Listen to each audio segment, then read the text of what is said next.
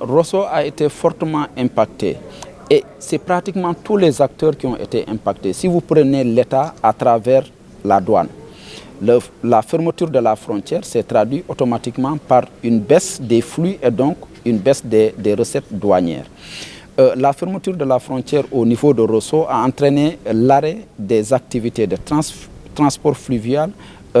mais aussi du commerce transfrontalier au niveau local et ça a fortement affecté les populations. Et c'est la raison pour laquelle d'ailleurs, si vous vous souvenez, au niveau de Rosso, il y a eu des organisations, une sorte de contestation de ces mesures à travers notamment le mouvement Rosso-LADEC. Donc pour dire qu'en réalité, Rosso étant le principal point d'entrée dans la région de Saint-Louis et même parmi les points d'entrée les plus dynamiques au Sénégal, sa fermeture a eu des incidences sur le plan social, sur le plan économique. Et c'est la raison pour laquelle d'ailleurs, la plupart des acteurs que nous avons rencontrés dans le cadre de cette étude ont demandé l'ouverture officielle, n'est-ce pas, des frontières du Sénégal pour permettre la relance des activités, mais tout en prenant en compte le contexte, si vous voulez, sanitaire, c'est-à-dire en renforçant aussi le respect des mesures barrières ou, si vous voulez, le contrôle sanitaire au niveau des points d'entrée. Ces résultats sont satisfaisants